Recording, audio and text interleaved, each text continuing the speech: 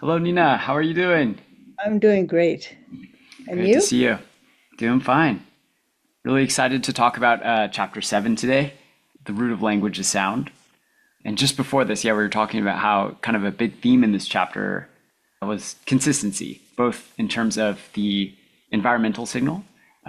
So the consistency in hearing a specific sound and like kind of creating a map for that pattern.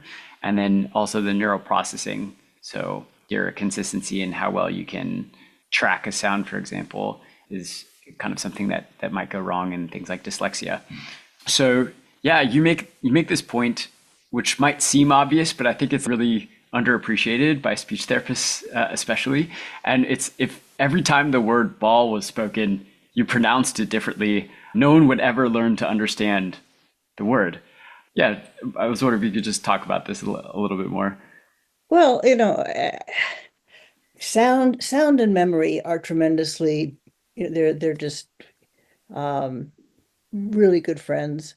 And so, when you hear something again and again, you make these sound to meaning connections, and that's really important for understanding, giving meaning uh, to sound, and it helps you remember. So the things that we hear a lot and that are repeated are things that we really form deep sonic memories for, the sounds of the people that we um, spend a lot of time with or care about, I mean, that the whole idea of it's so good to hear the sound of your voice, and it really, just doesn't often matter what it is that's being said, but if it's someone who you really care about and are happy to hear from, just hearing the sound of their voice because you've heard it so many times, and I think that that's also, one of the reasons. I think we talked earlier about blood harmony and how, siblings, um, and there are a bunch of, rock bands and country singers who, are brothers or mother and daughter or sisters or whatever. But the the fact that you have heard these sounds over and over and over and over again have made you really know them and remember them, so that you're especially good at matching, finding harmonies together, and um, you know, our, our Yeah. sonic selves are constantly developing. Yeah, that's really beautiful. I was thinking about this also in terms of language and speech therapy, because, we've talked about this before that we're kind of in an increasingly noisy world. And in a lot of homes now, there's so many digital devices and, TV sounds going on in the background that sometimes I wonder if that would get in the way if, thinking about back to the ball example, like every time you're playing and you heard ball, there's all these other competing noises, competing, words being spoken at the same time. I wonder if that might obscure the signal a bit and be sort of a barrier to creating that pattern No, recognition. no, I think that's right. I think Mm. that's absolutely right. And I think that kids who grow up in, but I think just in general, unwanted sound gets in the way of creating good connections with the wanted sounds. Yeah, and we were also just talking about this. One of the bilingualism lectures that is going on in your class. I'm sorry, I forget who was giving the guest lecture.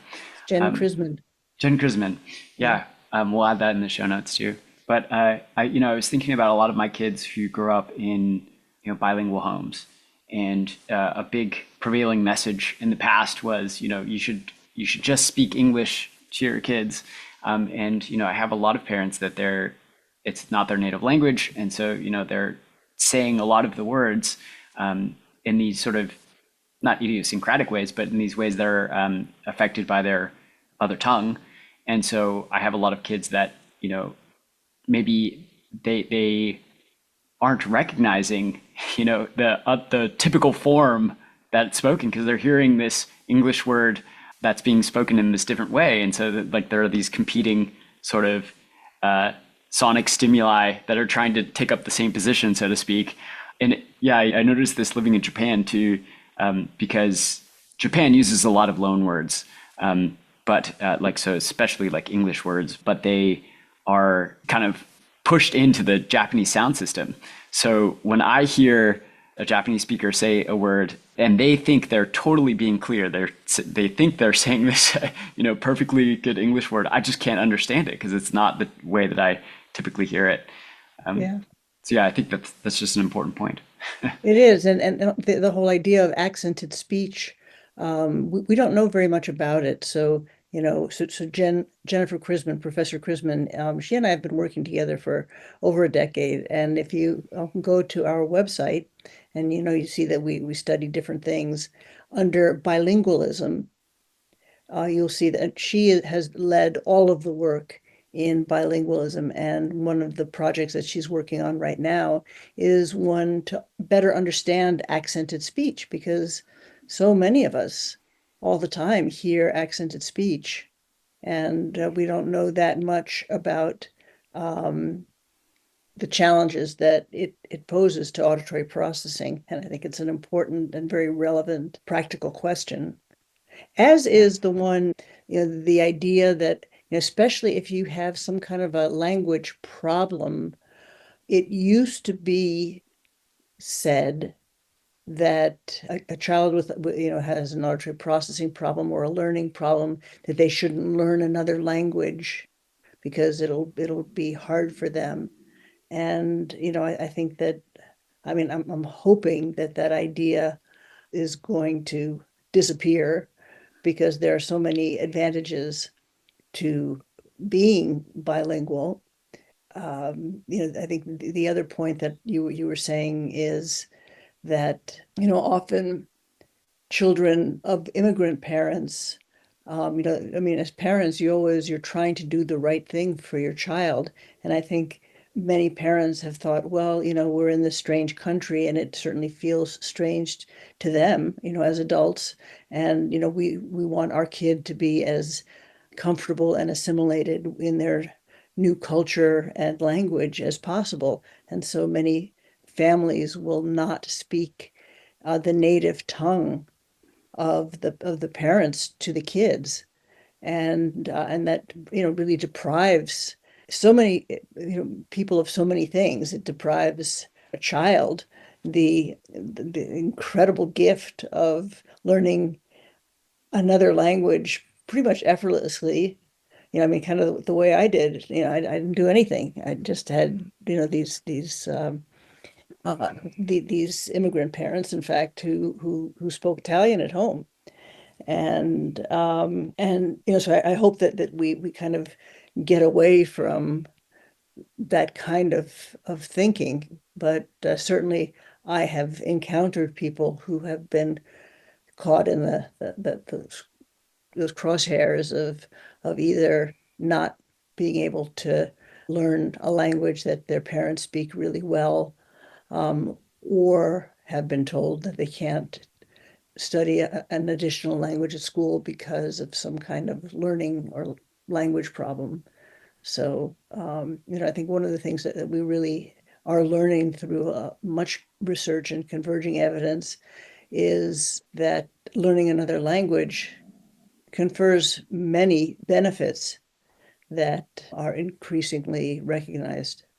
Yeah, I think yeah, what you're illuminating here is so important, and you know, just showing that there all are these, even if you're not going to be speaking Italian or Chinese that much in America, let's say, that there are all these added benefits. And it was funny, yeah, I think Professor Krisman was showing some old paper that was like, monolinguals are just superior beings to bilinguals, and it's so funny that that was kind of the prevailing notion of the past. And it's important what you're illuminating here, that there all are these incredible things that bilinguals can do, and there's different types of auditory processing that make certain things more easy, like learning a third language, for example. I was wondering if there are cases that where it might be counterproductive to learn a second language. So I don't know, in autism, for example, it seems like there are some edge cases where it Yeah, might be I don't difficult. know. I would think that as an overall perspective, the idea of learning another language really does seem to confer a flexibility of mind that seems to be something that is agreeable no matter what kinds of language challenges you may or may not have. That said, we are all individuals, and I think that's why it's so essential that speech therapists are people and not machines. And so, they are people with their experience and, they're working with a particular kid. And if they see that a child is being unduly confused, for example, by multiple languages, make adjustments to deal with that. And so, I think that, I hope that most of the speech pathologists are multilingual or bilingual, at least, so, Yeah. to have that flexibility of mind. Every week, I have my students write their reactions about the different chapters in Of Sound Mind that has been assigned for that week. And regarding the bilingualism work, first of all, I was just stunned by the variety of languages that the students in my class are speaking. We have Armenian and Turkish and many different Chinese, many different Indian languages, dialects, Korean. Actually, there's no one who mentioned Japanese, but they were surprised. So this is, I think, an important point. They all said, "Oh, I was just so glad to learn that being bilingual imparts certain strengths in executive function, Hmm. and that people who are bilingual just do better on memory and attention tasks." And I was thinking, well, gee, here we are, kind of towards the end of the quarter. And, I think one of the things that I have said again and again is the hearing brain is vast and it engages our cognitive, sensory, motor, and reward systems. Cognitive is the very first thing. So, cognitive is what we know, our memory, our attention, those skills, executive function. And so, of course, if you know another language, it's going to affect how you think. It's going to affect those cognitive skills. So it should follow from everything, from sort of first biological principles that I've been trying to impart in this class. And I think that as clinicians, more thoroughly appreciate that, both from a speech pathology standpoint, a bilingualism standpoint, a hearing loss standpoint, that, if there is some reason that the auditory signal is the language that you speak is going to be influenced by what you hear. Yeah. And sort of this coupling of cognition with sound is really, really important. This is a sound mind. I think there are these deep-rooted biases that we have, that modular biases about, okay, language is this thing, and reading is this thing, and like, so it's great that you're just breaking these down and showing how interconnected everything is. And I think that relates to, you also talk about dyslexia in this chapter, and there's this huge misunderstanding that dyslexia, even when I was going through grad school, it was like therapists were saying, oh yeah, it's like when you reverse the letters, right? Or like there's some visual processing issue with reading. You're kind of flipping this paradigm and showing that it's actually, it's both and it's everything, but it's also, this huge difference in neural processing of sound that is related. And that also illuminates how reading is so based on sound. And that's another part of this chapter. Yeah. Yeah, no, very, very much so. I mean, people have asked, and sometimes they wonder, okay, reading, that seems to be a visual thing. How is it that auditory processing, sound processing has anything to do with reading? And so, it's important that people and parents understand the connection, that, well, I mean, first you learn to speak and you really make these sound to meaning connections. You know that a certain sound sounds a certain way and that it's associated with certain words, for example. And so you do that first. And then eventually you start associating the sounds with a letter that you look at. And yes, dyslexia and reading problems stem from many different causes. And there's some kids for whom there really is a stronger visual component than for others. But in pretty much everyone, there really is this disruption in the neural processing of sound. And where we see it biologically is, when we measure the brain's response to sound, with the frequency following response, we can see that the brain's response to a repeated sound, a sound that doesn't change, is inconsistently processed by the brain. So that, and how can you possibly learn or to make a connection between a sound and a letter on a page if your brain is processing it slightly differently each time it's heard? So there's this variability, this inconsistency of neural firing that we can see very clearly in our neural activity. Yeah, I would love for this too to be part of the therapist's toolkit in Yeah, yeah, diagnosis because it's yeah. not, and it is. I've worked with a few kids with dyslexia, and it was not noticed until high school, basically. Like these kids are diagnosed really, really late.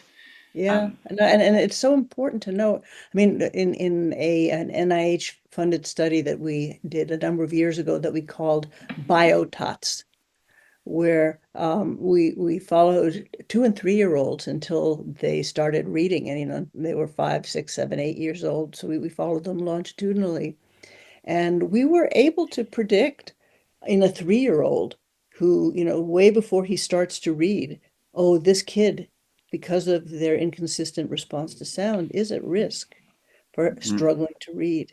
And how important to know that so that the child doesn't have to go through those struggles and frustrations.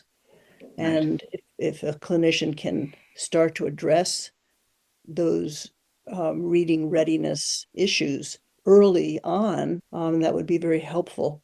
So, Yeah. something that maybe, through your efforts here and your podcast is, we're really working on being able to provide a streamlined way of just of information of how someone can think about using the FFR in the clinic to just be able to determine, is sound being processed in a way that is typical, or are there some warning signs that sound is not being processed accurately with respect to consistency, with respect to the fundamental frequency, with respect to the harmonics, with respect to timing.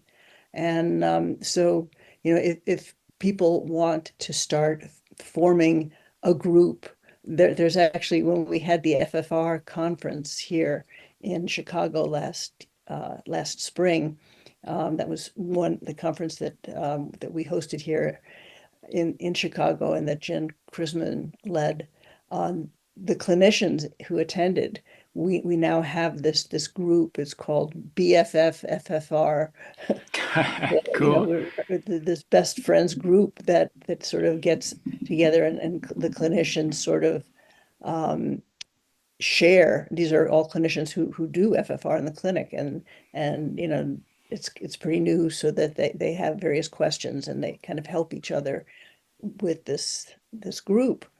But pretty soon we're starting to launch using FFR and this new streamlined way of thinking about it, um, in our own clinics at Northwestern and through this BFFFR group.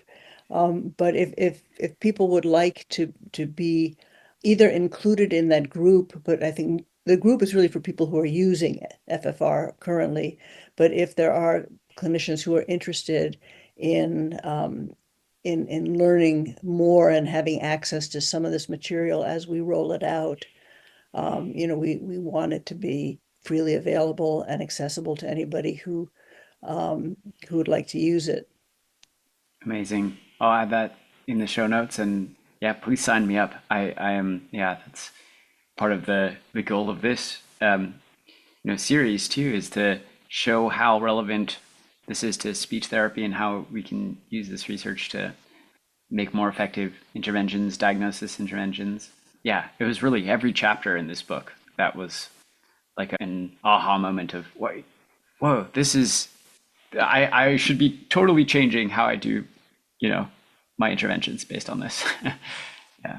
So absolutely, we'll add that in. And I think reading is, again, just kind of going back to reading, because it is something that's interesting for humans. It's fairly recent, evolutionarily speaking, right?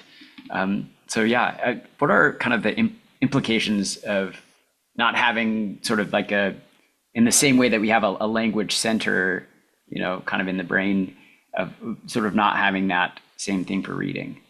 Well, I mean, again, you know how I feel about centers in the brain for one thing or another, because the brain is so interactive.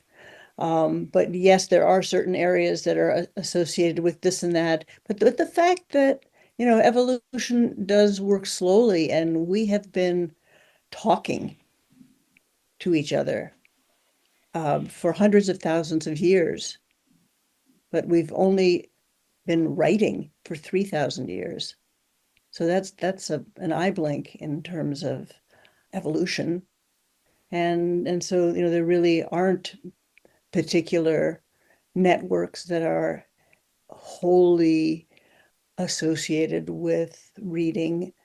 And the idea of the common thinking is that other um, areas, for example, ones that associate objects with names, or the picture of something, or um, if you look out at a landscape and you see a tree, so the idea of making association with things and words, that some of those the areas that are important for those kinds of associations are then have been usurped, if you will, to provide some activity during reading tasks.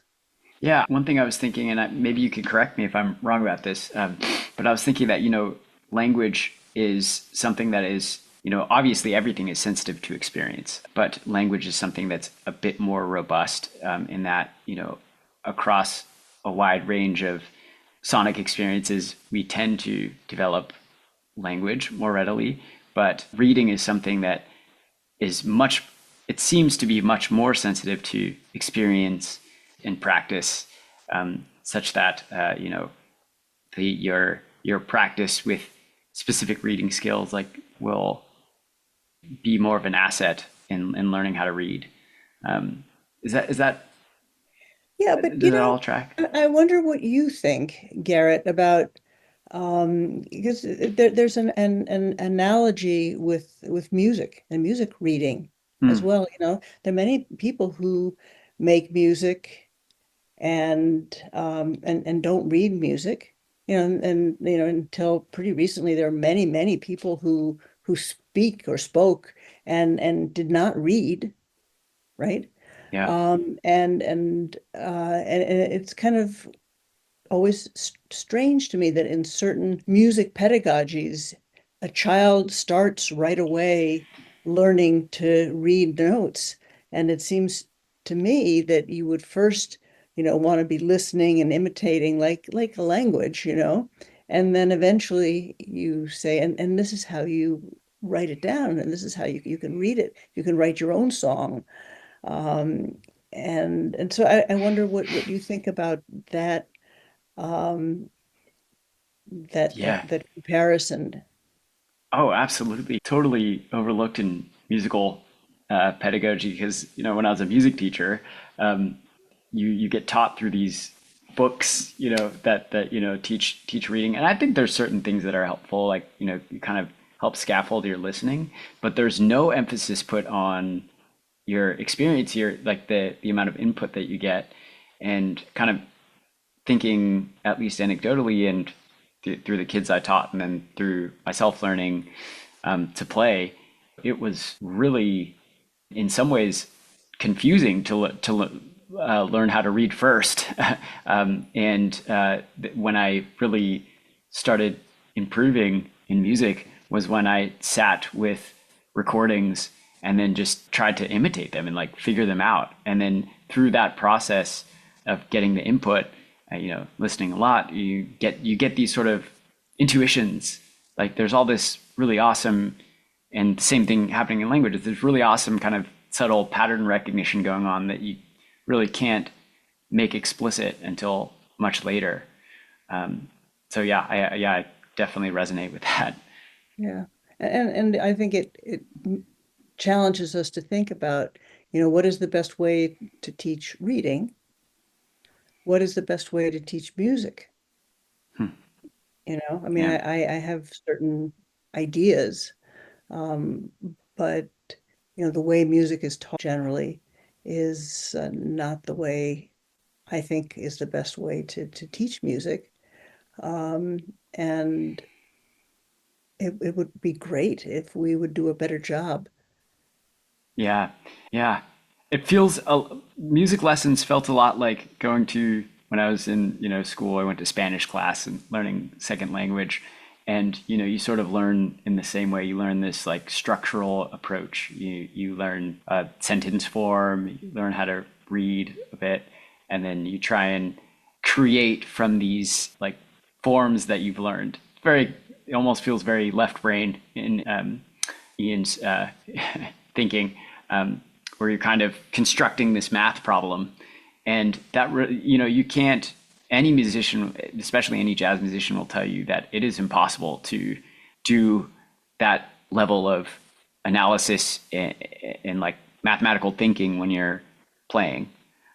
At some point you probably do have to do some of that, but when you're in conversation, um, even right now, like I'm not, very consciously patterning my thoughts in a specific way. I'm not thinking, oh, the subject goes here, then I put the object here. And in the same way, I think when you're playing and you're improvising music, it has to be more subconscious than that. Yeah, Yeah. yeah, And I think people have noticed this over the years.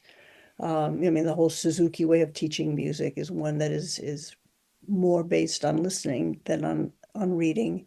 And so, there are different approaches, but I guess for me, I think that it would be ideal for for us as musicians. I mean, as an amateur musician, I would like to do what I can to improve my listening skills, improve my reading skills, improve, to do everything to just be able to make better music. And how do we do that? And how do we do that? Even with reading is I mean reading text.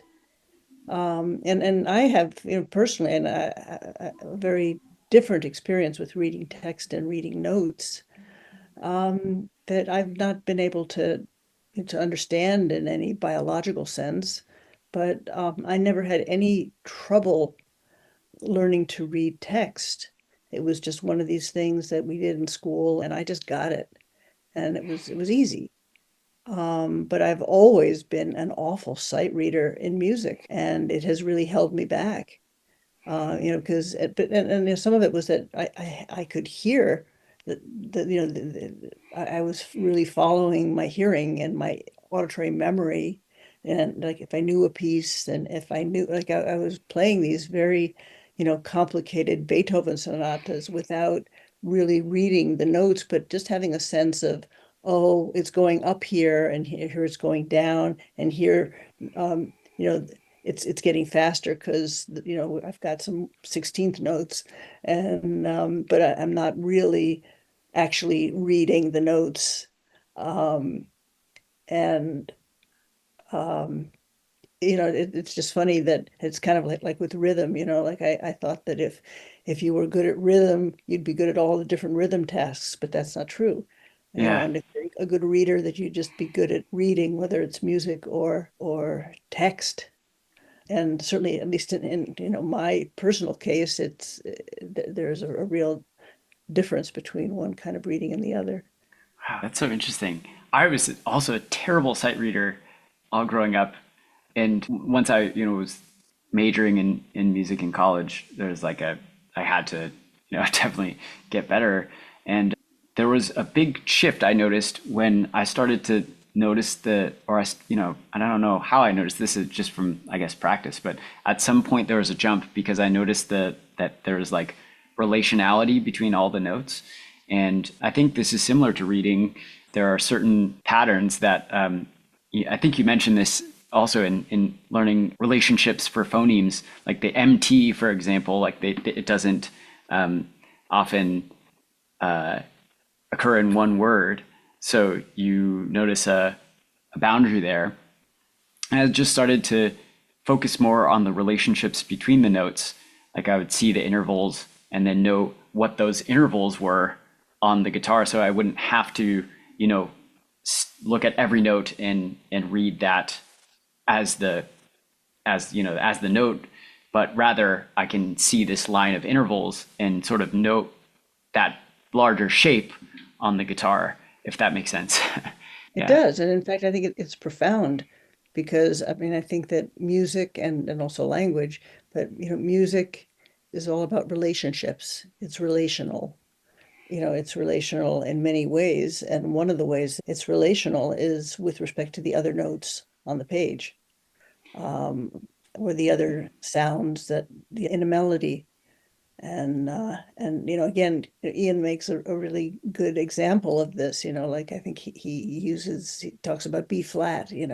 That B flat in isolation is really quite different from E flat in the context of this or that melody, which could give it a very different role depending on the context.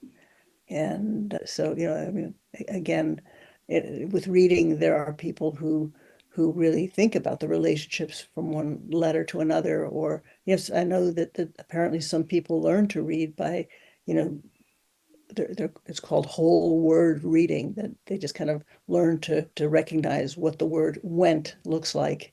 Mm. Um, and uh, So, I mean, there are many different ways of thinking about it, but I think that what you're saying in terms of looking at the patterns and the relationships among the notes is very important.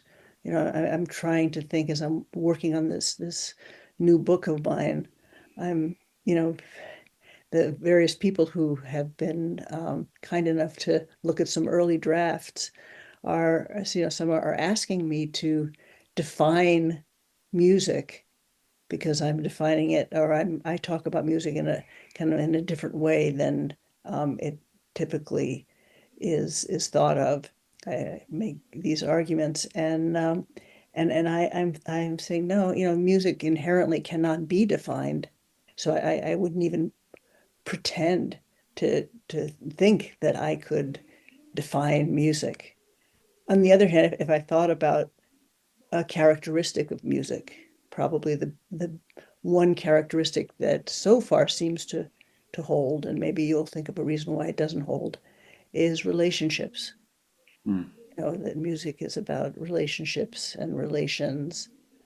Um, and so I find it interesting that as you were learning to read mu notes, that you thought of the notes not in terms of, oh, I see all these ledger lines and this must be, high F sharp, but you're kind of thinking about it in terms of the relationships. You might even be thinking about it in terms of what key you're in, like if you're in the key of D, you're thinking, well, if there's a sharp up there, and Yeah. um, it has just been made natural in the measures before. The sharp it's likely to be is going to be D, right? Or F, I'm Yeah. sorry, if you're in a Yeah. key. Yeah. It's like the less or the more, yeah, the more you think about the relationships, the less processing you have to do, I think. Because at least for me, it just turns it all into a shape.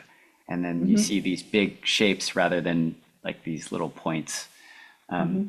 And yeah, and I think you can only get there from experience, like a lot of sonic experience. You have to listen to, you have to get a lot of input in music. And so I think the fact that that's, yeah, again, like across, whether it's language, whether it's music, um, anything, if you don't have the input, then you don't have a way to recognize the patterns, I guess. Yeah, and this is also another part of your chapter is you talk a bit about linguistic deprivation. So what happens when kids don't get the input? Um, yeah, can you talk a little bit more about that? This is really important because, and this is where reading to your kid is so important for language development, is, kids who are talked with a lot and read to, you hear a lot of words and you hear them in the human, in context of meaning. And it turns out that one of the ways in which socioeconomic status has been characterized by not me, but historically by various people, is by maternal education. Like kids whose moms have less education are likely um, to be read to less than a kid whose mom has more education. And so this is a kind of experience. And of course, there are always exceptions, many, many exceptions. But in general, it seems that how much experience a child gets being read to is linked to maternal education. So, we looked at brain responses in kids, especially kids who are living in low income areas, and we divided the kids based on maternal education. And we found that the kids whose moms had less education, first of all, had less precise brain responses to sound. So, the responses and timing with, if we looked at a sound like da, there are many timing elements there. The FM sweeps, this is why it's really important in those earlier chapters of Sound Mind to kind of know these sound ingredients. But, the timing, the FM sweeps, and the higher harmonics, not the fundamental frequency, not the pitch at which it's spoken, but what are those higher harmonics that help distinguish a G from a D? Hmm. Um, and so we see that the processing of certain ingredients, not all ingredients, it's not across the board, but Hmm. of certain ingredients is diminished. And also that these kids tend to have noisier brains so that the background level of neural noise is higher. And so, we really find that in kids who are living in poverty, especially kids whose moms have less education, what we see is that the neural signature of poverty is that certain sound ingredients are not very well and precisely processed. And there's also this background of noise. And you can think of, the analogy of a radio, right? That if, you're in between stations, there's static on a radio. And so you can think of the static as noise. And if on top of it, the announcer's voice is kind of muffled, then you're not getting those ingredients either. So both of these things are impeding the clarity of the signal and making it Hmm. hard, of course, for a child to make sound to meaning connections and consequently to read.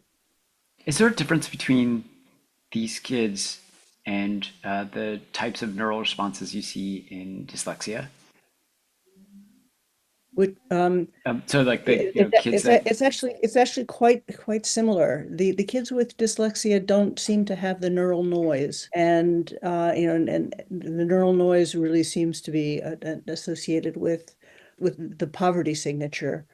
Hmm. But some of the sound ingredients are really quite similar. Um, and also consistency, this neural consistency. The kids with dyslexia seem to have especially inconsistent responses, whereas the Yeah. signature of poverty is more of a lack of distinction and accuracy in the processing of particular sounds. But certainly there's a bit of overlap there. Yeah. And this is like later in the book as well, but it's so hopeful that one that we could see, we can get a better picture of what's going on, especially in certain kids when there are these biological bottlenecks, but also showing how experience plays such a role, and that's something that we have direct control over. That we can provide more rich sonic experience, and you can read to your kids, and we can um, get these kids into music classes, especially the ones that might be at risk for more Yeah, language and difficulties. the other thing that we have learned is that speaking another language can offset that signature of poverty. Hmm. So, again, we found that many of the kids, if you control for everything else except for um, whether they speak two languages. So, the poverty levels are the same, and yet kids who speak two languages, and in the case of the studies that we did in Los Angeles, it was Spanish. So the kids who were Spanish English bilinguals had less of a signature of poverty in terms of the various aspects that I just discussed than kids who were monolingual. So, another really good reason to teach a kid, to honor the fact that kids are and can be bilingual, and some are really quite easily so. This is just also cool. I had a question about, I mean, we talked a lot about context and how context is really everything. And I was wondering if, they have those, you're talking about how certain neurons, even individual neurons, will respond differently, whether or not you're getting a visual signal or or sorry, just a audio signal or visual plus audio. And, in thinking about our bilingual kids that are having to do pretty rich contextual processing in terms of knowing when to speak this language, when to, not use it because someone won't understand. Do you think there are, well, there must be, but how do you think that works as far as context and context processing in the brain?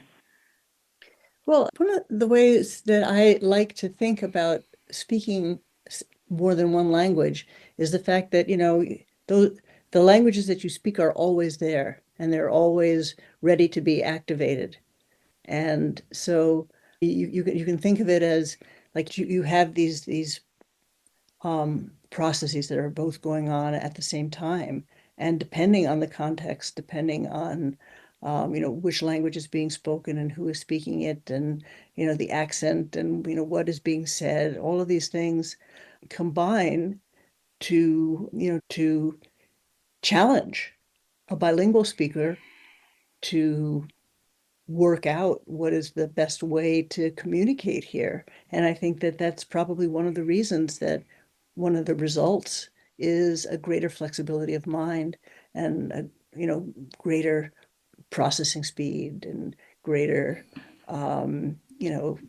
attentional focus, and memory, because you really do need to be dealing with these two languages that exist, or three or four, or however many languages you have that exist in your brain, and that are always there and are always ready Hmm. to be activated.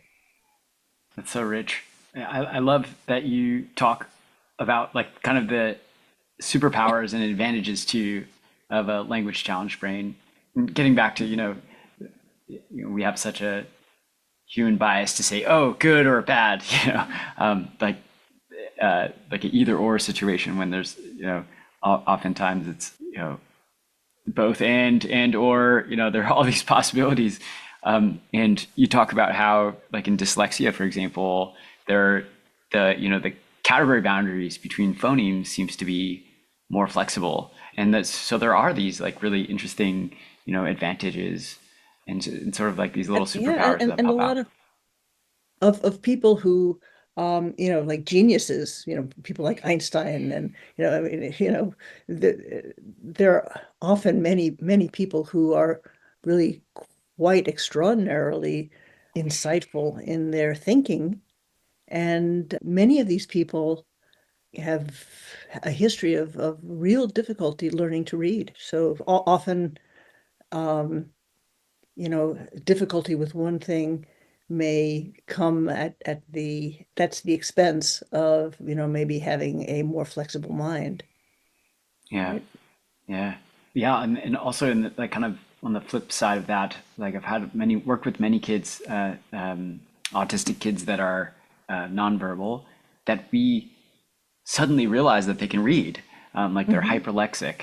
Hmm. And, that's been incredible to see these really, really young kids too that are picking up reading and just have this like kind of propensity to be interested about those letter to sound mappings.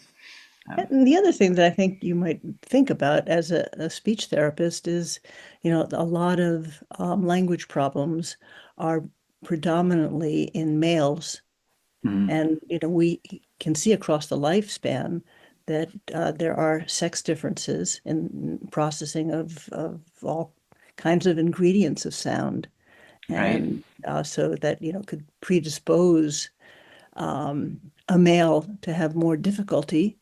And it's just interesting to think about. We don't know exactly how and why it is, but we certainly do know that there are. I mean, again, if you measure FFRs in males and females, the strength of the harmonics is just larger in females, and so the harmonics is an aspect of sound that is really important, for language, for reading, and across the animal kingdom, there are all kinds of sex differences.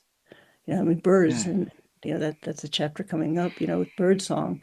It's the males do the singing for the most part, and the females do the choosing. So, maybe there's the females' sound processing has to be especially acute to be able to make the right choice, the right decision of who to mate with.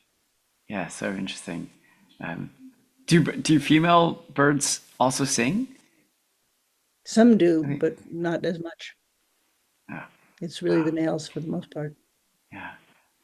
Very, very cool. And And this is in yeah. many other species too. Mm, mm, There are these sex differences in production and uh, perception yeah. of sound. Definitely. And even if you're a guy, you don't have to lose hope because, as you mentioned in the end of the chapter, there are ways that you could strengthen language abilities with sound and how we kind of intentionally use sound. There's you mentioned audiobooks like kind of at the end of the chapter, and I do think that's also kind of interesting that the way that we're engaging with sound is totally different Audiobooks nowadays. and music. Make music. It's the Yeah. best way to strengthen your your Yeah, sound mind, I think. yeah. I love that we always, that's like the end of every, Yeah, all of our that's dialogue right. is like, just make music, just do it. So, It's a way of yeah, life. Should be. beautiful. Well, All right. thank you so much, Well, Nina. uh, talk to you next week. All right. Talk to you Thanks next for the week. conversation. Take care. Thank you. You too. Bye-bye. Bye.